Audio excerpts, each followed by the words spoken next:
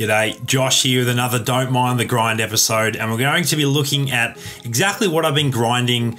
We now have two simultaneous campaigns or programs running in that, in the tip-off program and also the Halloween program.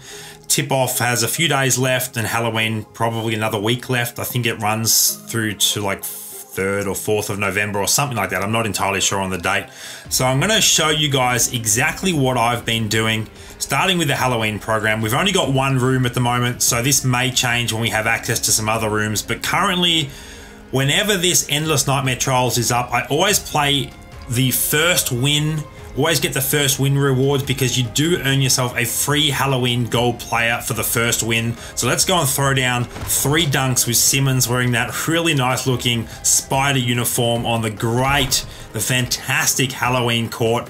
Even some of the other details like the little touches on the basketball ring and the stadium, some of the advertising banners. It's not just the court itself. It looks fantastic. I really enjoyed that EA are spending time on little details like that. So we unlock ourselves a spellbook.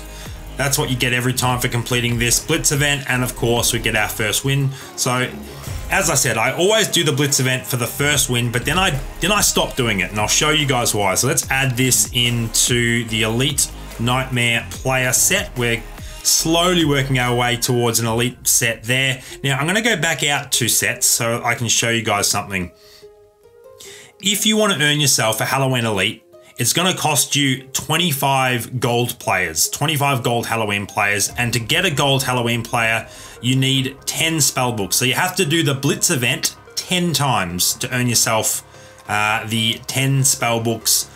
That is, I think, 20 stamina a piece. So you're looking at 200 stamina to earn a gold Halloween player, and you need 25 of those for an Elite. There's a better way to do it, and this is what I've been doing. I've been actually grinding tip-off gold players because you only need 10 tip-off gold players to earn yourself a tip-off Elite, and then you can go in every 12 hours and do the Elite exchange and turn your tip-off Elite into a Halloween Elite. So essentially, instead of spending 25 gold Halloween players, you can get yourself a Halloween Elite for 10 tip-off players. So I've actually been spending all of my extra stamina on the tip-off event. You need 4 silver players for a gold, so you need to do this event twice essentially. So for 80 stamina, you get yourself a gold player, and you only need 10 of those for a tip-off Elite. So this is without a doubt the best way to grind for the Halloween Elites. The only limiting factor is that it caps out at 1 every 12 hours. But given that it's going to take you some time to refill stamina to grind this event anyway, I've actually found that to be pretty much right on pace. So every 12 hours, I'm earning myself a Halloween Elite. Of course, because I'm doing the Halloween Blitz first win, I will slowly earn myself 25 gold players and get an Elite that way as well.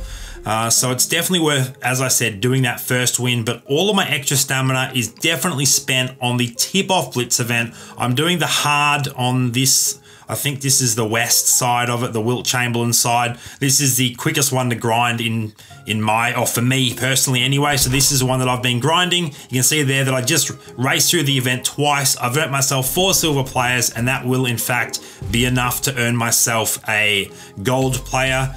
Now the cost of because you do also need to chuck in some tokens. Those tokens are a little bit more expensive than the Halloween tokens, but they're not that much more expensive. And because you only need 10 golds to build an Elite as opposed to 25, that brings the cost down dramatically. Of course, the other option is you can always go onto the auction house. You can buy the 80 overall Halloween Elites for like 45 to 50k if you're patient and you win them via bids. Any 76 or lower at this point in time, I'm chucking into this set, and I'm trying to sell the higher ones on the auction house. So I'm only 2 away from completing another tip-off Elite, and then of course I will chuck that tip-off Elite straight into this Halloween exchange set along with relic tokens. So I'm going to need to get 1 more relic token. You can buy them from the store. That's super easy.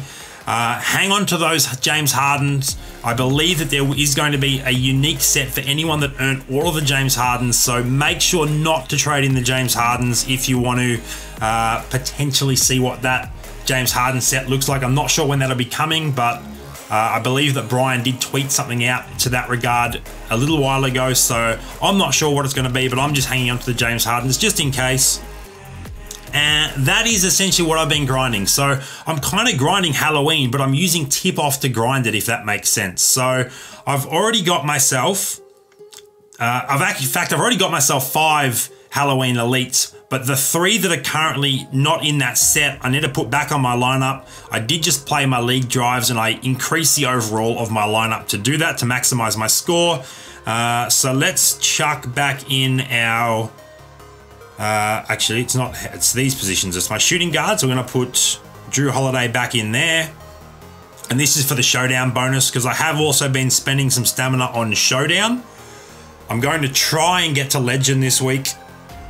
We will see how I go, but I just want to test out the new showdown rewards, and of course you want to maximize your fan bonuses. So having 3 Halloween players and also having a coach that gives a fan boost is pretty important. So now if I win a showdown quarter, I earn myself around 13,000 fans, which is pretty solid.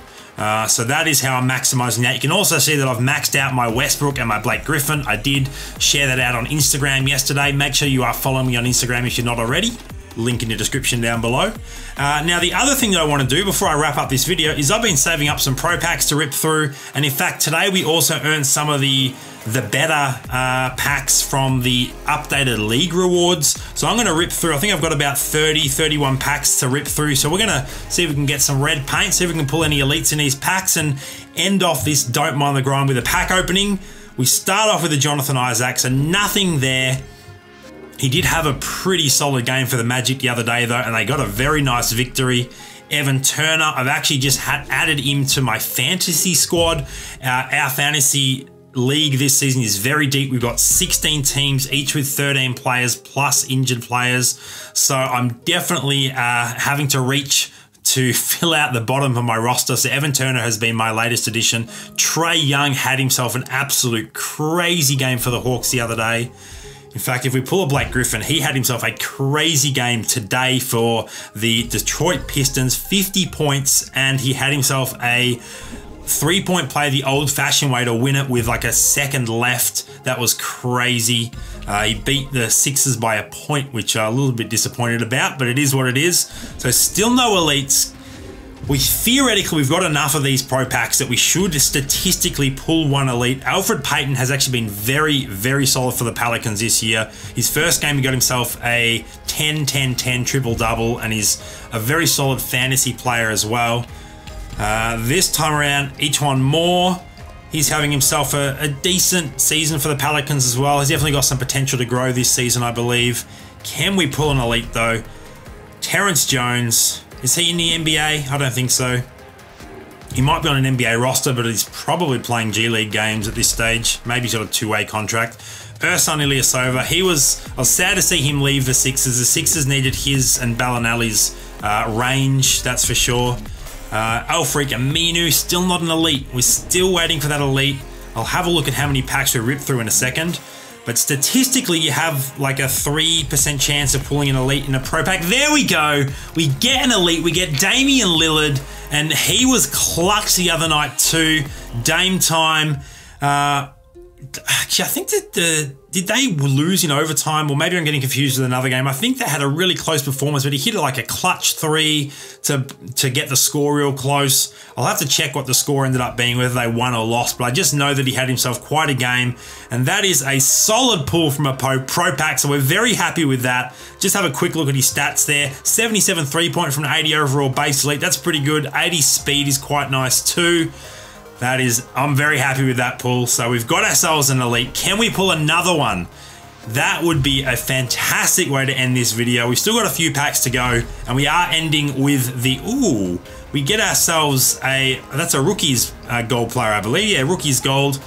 Man, that program seems like it was so long ago. Landry Shamet has been quite good for the Sixers. He actually started today. Simmons was out, and they wanted to keep Redick on the bench to sort of lead that bench unit. So Shamet, or however you pronounce his surname, did actually start today. We got an Aussie represented there in Aaron Baines. Can we get another elite? That's what I'm hoping for. We would definitely be quite lucky if we got another one in terms of statistics. We've got Lonzo Ball starting for the Lakers with the suspensions of both Rajon Rondo and Brandon Ingram. Brandon Ingram being another one that I've just recently traded. He will be in my lineup for next week. So I can't wait for Brandon Ingram to join my squad. I managed to trade him for Willie Cauley-Stein, so I'm feeling pretty happy about that trade. I think he's going to have himself a good season. We got Jaren Jackson Jr. I actually drafted him in one of the later rounds of the draft, but I did end up trading him away. And once again, I think I won that trade for my fantasy squad, but he could potentially have himself quite a big season as well, especially given that JaMychal Green has injured himself. We've got Alan Crabb there. Actually, I forgot to look at how many packs we got left, but we've at least got 12 because I only saw pro packs there. So we've at least got 12 to go. How many do we have left? 13 left. So we ripped an elite in the first half. Can we rip an elite in the second half? Odds are we get one every 33 packs, and we do get ourselves a second elite. We are feeling the luck today. Russell Westbrook, another point guard. Obviously, I've already got his Elevate cards, so I'll probably use this guy in a trade-in set, but it's fantastic to have elite cards to use in trade-in sets, turn him into a Halloween elite, and maybe even get lucky and pull an 82 or an 83 overall Halloween elite. There's a quick look at his stats there. Let's keep trucking along. We've got, what, 12 packs left, so we could potentially get super lucky and pull a third elite in this pretty big pro pack opening. I've just been saving up all of the objectives and league win pro packs, and however else you get pro packs. Trevor Ariza, he hasn't had a crazy breakout game for the Suns yet, but I kind of feel like it's coming soon. He's definitely their #1 wing at this stage, though of course Josh Jackson is their wing of the future. All right, we're definitely getting down to the last few packs now. We've got under 10 left. There's another Aaron Baines, feeling the Australian love, that is for sure. Down to, what, 7 or 8 packs left. We do have the boosted chance packs to finish off. Julius Randle, I think he fouled out in today's game. Pretty close to the end, but of course the Pelicans did win that anyway. Anthony Davis has been beasting, and so has Nikola Mirotic. He's been playing out of his mind. It's crazy how well those 3 big men have been doing on that team, especially given how big men are sort of... I feel like big men are slowly being phased out of the NBA with the way that the floors are being stretched. But then, of course, you got guys like Blake Griffin who smashed 5 3-pointers today. So as long as big men can hit threes, they're definitely still got a place in the league. We're down to our final 5 or 6 packs. Reggie Bullock, he's a nice spot-up shooter for the Pistons, sorry. And he definitely had an impact on the Pistons' 1-point win today. We've got OG Anunoby, and what we've got... final pro pack, and then we move on to the boosted packs. Can we clutch out an elite in our final 3 packs? There's another Lonzo. I'm not going to be disappointed if we don't, but it would be absolutely fantastic if we could. Here we go. Here's the all-pro pack. Devin Booker on the cover, and in fact, in my league chat, a league mate recently today shared a screenshot of his all-pro pack. He pulled a Devin Booker, the cover athlete, on the pack itself. We get JaVale McGee, who's actually been playing out of his mind this season as the starting center for the Lakers. And finally, we've got the Mega Pro Pack. James Harden on the cover. Can we clutch out an elite with our final pack? Whoa, there's a few cards in this one. We'll go from either end and work our way in. Got a couple of golds there. Luka, he's been having a pretty solid start. Alfred again, and finally Tyson Chandler. Cannot complain about that. We got 2 elites in just over 30 packs, and that's a pretty fun way to wrap up this episode of Don't Mind the Grind. Thank you for watching. Make sure to subscribe so you don't miss out on future episodes and all of the other content that I put out.